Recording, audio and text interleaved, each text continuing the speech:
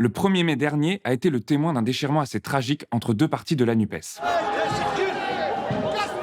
Des violences que vous avez notamment attribuées au climat entretenu dans cette campagne par Jean-Luc Mélenchon et la France Insoumise. Il y avait le drapeau de Révolution permanente et de la France Insoumise. Donc voilà, c'est leur conception du débat démocratique, c'est pas la nôtre. Ils ont décidé de faire une campagne qui électrisait tout. Alors qu'on a une extrême droite à 40%, 80% de leurs tweets à l'AFI sont consacrés à Raphaël Glucksmann et à la liste socialiste Place Publique. Pour m'éviter qu'on me pose 200 fois la question, je ne suis pas d'accord avec l'expulsion qui a été organisée par le groupe qui la revendique, la jeunesse communiste, de M. Glucksmann à Saint-Étienne.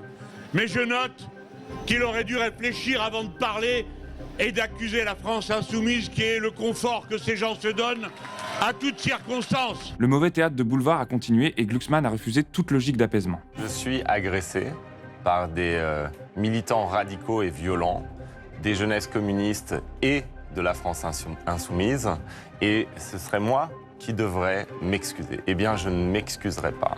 Je ne m'excuserai pas et je veux dire à ces gens qui brutalisent le débat public qu'ils ne nous impressionnent pas. Et que toute notre campagne, justement, est conçue comme un antidote à cette brutalisation permanente du débat public. Alors, la question de l'union de la gauche se pose plus difficilement que jamais. Nous avons jusqu'au dernier moment essayé d'avoir une liste unique de la NUPES, dont tous les sondages montraient que si nous étions unis autour du programme de gouvernement de la NUPES, que nous continuons de porter, eh bien, nous serions la première force politique du pays. Et je crois que ce n'est pas nous qui avons choisi de diviser. Donc maintenant, ils ont choisi de faire autrement. Eh bien, nous continuons à la fois de porter le programme de la NUPES et la stratégie de l'Union populaire.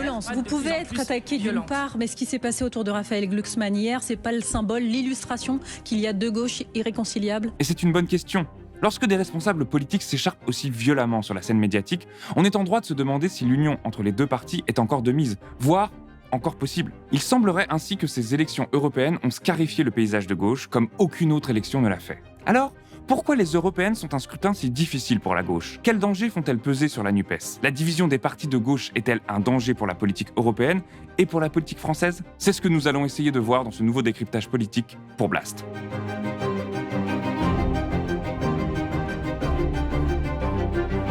Pendant que la gauche s'arrache la tête par médias interposés, la droite et l'extrême droite se frottent les mains. Pour changer, leurs représentants évitent les questions des journalistes. Je vous remercie et je vous laisse entre les mains expertes de notre directeur de campagne, qui répondra à toutes vos questions. Petite question sur l'AFD quand même, s'il vous plaît, M. Berdella. Écoutez, dans le cadre de son meeting ce matin de lancement de campagne pour les élections européennes, Emmanuel Macron n'a pas répondu aux questions des journalistes. Donc Jordan Bardella ne répond pas aux questions ce soir. Et ils en profitent pour s'offrir des débats de complaisance. Valérie Ayé, qu'est-ce que vous pensez de votre adversaire du soir si vous deviez, par exemple, nous donner une qualité et un défaut pour caractériser Jordan Bardella? Pendant ce temps, le débat à gauche est devenu inaudible et les partis sont progressivement invisibilisés. Or, on s'en souvient, en 2022, les électeurs de gauche ont férocement puni les listes de désunion de la gauche et ont massivement voté utile à l'époque pour la candidature de Jean-Luc Mélenchon. Ce coup de force des électeurs a donné un coup de semonce aux représentants politiques de la gauche qui ont été plus ou moins invités à faire mieux pour l'Union. Et ça a été une victoire de la NUPES et de ses alliés face aux macronistes et au RN. Si le mode de scrutin des législatives avait été proportionnel, la NUPES aurait été la première force politique à l'Assemblée. Pourtant, aujourd'hui, pour les européennes, médias et sondeurs sont d'accord. Le vrai duel, c'est Macron-Le Pen, à travers leurs sbires, Valérie Ayé et Jordan Bardella. Certains font de Glucksmann le troisième homme de cette élection. Rendez-vous hier soir à Sciences Po Paris pour Raphaël Glucksmann. Ça a percé dans les sondages, l'autorise désormais à rêver. Est-ce que vous vous sentez pousser des ailes? Je me sens pas pousser des ailes, j'ai les pieds bien sur terre, mais ce qui est vrai, c'est qu'il y a une espérance, il y a une attente, il y a quelque chose qui est en train de naître, et c'est à nous de faire grandir cette chose. Et step by step, piano piano, chaque chose dans son temps. Mais ce qui est flagrant, c'est que la dynamique de la gauche unie est brisée par ce scrutin. Comme tout le temps en politique, il faut se méfier. L'intérêt des candidats et des hommes politiques, c'est de nous convaincre qu'ils sont la bonne option, qu'une fois au pouvoir, ils feront ce que nous voulons ou que ce qu'ils ont fait, nous le voulions. Il faut donc se méfier de ce qu'ils disent et des postures qu'ils adoptent pour se concentrer sur ce qu'ils font Vraiment? C'est la première question qu'il faut se poser. Ils se disputent et crient dans tous les sens, mais au fond, sont-ils vraiment en désaccord ou est-ce une grippe de personnages? Une chose qui frappe quand on regarde les programmes des partis qui forment la NUPES, LFI, les écologistes, le PCF et le PS, c'est qu'ils sont grosso modo d'accord sur tout. Alors, évidemment, c'est pas des copies carbone d'un programme sur l'autre et les priorités vont être rangées dans des ordres différents, mais ce sont toujours les mêmes priorités. Réguler la finance, améliorer la protection sociale en Europe, faire un véritable pacte écologique européen, améliorer les démocraties européennes. Tous le disent. Glucksmann défend une Europe sociale qui taxe les riches. Nous ne faisons pas comme Madame Hayé, qui, lorsqu'elle va sur France Inter, chante mes louanges et m'appelle à la rejoindre. Et quand elle va sur CNews, explique que je suis un affreux bolchevique qui veut taxer les riches et les faire fuir à Dubaï.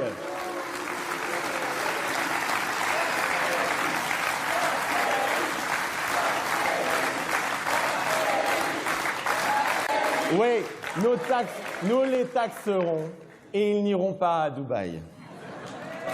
Ils payeront leur juste dû et financeront la transition écologique et la justice sociale comme il se doit. Toussaint, la candidate écologiste, défend un front européen de lutte sociale. Il ne faut pas opposer la transition écologique et la justice sociale. C'est d'ailleurs pour cela que j'ai proposé de faire de la lutte contre la pauvreté la colonne vertébrale de l'Union européenne et à travers notamment la mise en place d'un droit de veto social qui ferait qu'on Alors restons sur l'écologie un on instant. s'écarterait du saupoudrage des aides. Laissez-moi terminer. On s'écarterait du saupoudrage des aides et on fera en sorte que toutes les législations européennes contribuent à lutter contre la pauvreté. Aubry soutient un pacte vert européen ambitieux. La première question que vous avez posée dans le débat, et vous avez eu raison, c'est cette phrase d'Emmanuel Macron. Une pause sur les normes environnementales au niveau européen. Ce discours précisément, c'est celui qu'on a entendu dans l'hémicycle après qu'Emmanuel Macron l'ait déclaré, repris par les députés de droite et d'extrême droite, qui, reprenant les propos du président de la République, ont appelé à cette pause à l'échelon européen.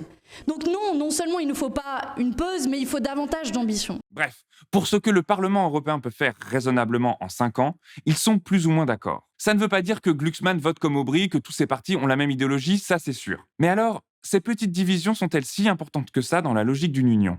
Le programme commun de 81, c'était un grand accord entre le PCF encore soviétique et le PS anticommuniste. Si eux ont pu s'entendre, les partis de la NUPES devraient pouvoir faire un petit effort. Et voilà ce qu'il faut retenir. Les différences idéologiques n'ont jamais empêché les unions à gauche. Au fond, c'est peut-être ce qui est le plus triste dans cette histoire.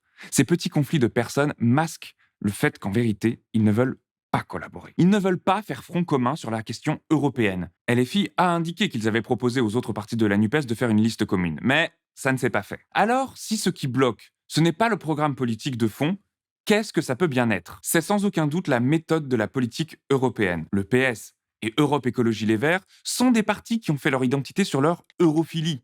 Ils veulent une UE plus puissante. LFI et le PCF, pas besoin de s'étendre davantage. Ils sont sceptiques sur l'UE telle qu'elle est. Et ce qui divise la gauche européenne aujourd'hui, c'est ce qui a divisé la gauche depuis toujours. Les révolutionnaires et les réformistes. Le PCF et LFI adoptent une méthode de rupture. Il faut casser l'Europe et la reconstruire de fond en comble. Au fond, l'UE, ce serait une bonne idée, mal exécutée, il faut tout recommencer. Les écolos et le PS, eux, sont dans la mouvance réformiste. Ils sont d'accord pour dire que les institutions de l'UE sont trop néolibérales, que la politique est corrompue et inefficace, mais pour changer tout ça, ils veulent rester dans l'UE, notamment en pointant le désastre qu'a été le Brexit pour le Royaume-Uni. On voit donc que ce qui divise la NUPES sur l'Europe, ce n'est pas la politique à mener, ils sont d'accord. Il faut changer l'Europe pour la rendre plus écolo, plus démocratique, plus sociale et plus populaire. Le désaccord, il porte sur la méthode. Détruire et reconstruire ou réformer. Et si LFI a adouci sa rhétorique anti-Europe par rapport à 2017, il est difficile pour le premier parti constitué au Parlement européen, c'est-à-dire le Parti des Verts, de faire une campagne commune alors que les méthodes européennes sont radicalement opposées. Mais concrètement, dans la politique européenne, est-ce que ce désaccord sur la méthode va changer vraiment quelque chose sur la politique qu'ils vont pouvoir mener? C'est là où la situation devient encore plus absurde. Les partis des Verts, de LFI, du PCF et du PS au Parlement européen adoptent des positions politiques globalement assez proches. Les Verts ont été massivement soutenus par leurs collègues lors de l'offensive contre les lobbies menée par la députée écologiste, aujourd'hui décédée, Michel Rivasi. Leïla Chaibi, eurodéputée LFI, a réussi à faire adopter par l'UE une directive relative aux droits sociaux des travailleurs ubérisés ce 24 avril. Elle a été soutenue par les groupes progressistes et écologistes. Et ce, malgré l'opposition de Macron dans les instances européennes et l'abstention de l'Allemagne. La politique progressiste au sein de l'UE n'est donc pas empêchée plus que ça par les divisions de la NUPES. Elle est surtout empêchée par les rapports de force au Parlement européen, qui est majoritairement à droite. Que ces mesures de gauche aient pu passer dans une Europe conservatrice montre à quel point les partis progressistes sont capables quand ils sont unis. Alors, cette désunion est-elle un désavantage sur la scène européenne ? En fait, pas tant que ça, parce que la politique européenne est très complexe. Les affinités politiques comptent, mais sont tempérées par le multilatéralisme européen. Il faut aller chercher des alliés dans des partis, mais aussi dans des pays différents. En plus et surtout, l'élection des députés au Parlement européen se fait à la proportionnelle avec un seuil de 5%. Les sièges de députés sont distribués à toutes les listes qui ont fait plus de 5% en proportion de leurs résultats. 10% plus 15% de voix aux élections, ça fait en gros toujours 10% et 15% de voix au Parlement européen. Il n'y a donc pas d'avantage substantiel à faire une alliance électorale pour les européennes tant qu'on fait plus de 5% des voix. En revanche, si on doute de faire plus de 5%, une alliance est le moyen le plus sûr d'élire des députés. C'est ce qui a permis à l'extrême gauche française d'envoyer Krivine et Laguiller au Parlement européen en 99. Donc les alliances électorales, c'est pas méga important dans la politique européenne. C'est pour ça que tous ces partis pourront se retrouver au Parlement européen en septembre et travailler sereinement, malgré la rhétorique très rude de ces dernières semaines. Ce qui est plus dangereux dans ce scénario, c'est la division sur la scène et la politique nationale. Au fond, si la politique européenne ne sera pas changée outre mesure par la division au sein de la NUPES lors de ces élections, est-ce que c'est vraiment grave tout ce cirque ? Eh bien, oui. Le plus dangereux dans cette affaire, c'est que ça banalise la division de la gauche en appuyant l'idée qu'il y aurait deux gauches irréconciliables. Cette monopolisation de la scène médiatique par les petites querelles de personnes masque l'unité du front progressiste contre la financiarisation, la fascisation et l'écocide en cours. Ces questions sont mises à l'arrière-plan. On ne parle plus de ce qui nous engage collectivement comme nation, de nos aspirations communes, des dangers écologiques qui nous guettent et de l'incurie de nos gouvernants depuis des années. On parle du petit mot de Jean-Luc Mélenchon, de la petite réponse de Raphaël Glucksmann, et on ne parle plus d'écologie et de justice sociale. Bref, ces polémiques à 3 centimes montrent que les médias traitent les enjeux politiques de ces élections comme des faits divers. Machin a dit ça, Bidule a répondu à un truc, attention, oh là là. Et comme le disait si bien Bourdieu, un fait divers, c'est fait pour faire diversion. Diversion des réels problèmes politiques. Ça invisibilise les projets délirants des macronistes et ceux glaçants du RN. La pluralité des opinions n'a jamais été une difficulté qui empêchait la gauche de gouvernement. Le Front populaire en 1936 l'a fait. Le programme commun de 81 l'a fait. Le gouvernement de Jospin de 97 l'a fait. Et la NUPES de 2022 l'a fait aussi. L'union est possible, mais elle s'éloigne à chaque fois que la vision unitaire des progressistes est détournée par les intérêts de chapelle des partis. Une liste NUPES pour les européennes aurait demandé un travail de fond qui n'a pas été fait depuis 2 ans. L'accord NUPES de 2022 pour les législatives aurait dû être un cadre pour approfondir le travail et resserrer les liens de solidarité entre les partis, dont l'aboutissement aurait dû être une candidature commune, solide et convaincante aux européennes. Mais on voit depuis 2 ans des partis qui se déchirent publiquement, pendant que le RN, les LR et les macronistes sont seuls aux commandes. Avec moins de députés que la NUPES, le RN a pourtant réussi à avoir sa loi immigration passée au Parlement. On peut tout de même se réjouir d'une avancée idéologique, d'une victoire même idéologique du Rassemblement national, puisque est inscrit maintenant dans cette loi la priorité nationale. Les vrais dégâts de cette campagne pour les européennes ne seront donc pas tant au Parlement européen, où les députés français côtoient ceux des autres pays, avec qui ils apprennent à discuter et composer. Non, les vrais dégâts, ils seront sur le paysage politique de la gauche française. Sans union de la gauche, c'est le néolibéralisme ou le néo-autoritarisme qui seront au pouvoir en 2027. Au lendemain des européennes, l'union de la gauche sera encore une fois à reconstruire. Si ce genre de programme vous intéresse, si vous croyez ou non dans une union de la gauche, dites-le en commentaire. Et si vous pensez que les médias indépendants sont un contre-pouvoir important et nécessaire, n'hésitez pas à aller faire un tour sur la page de soutien de Blast. Et nous, on se retrouve mercredi prochain pour Un peuple a ses raisons.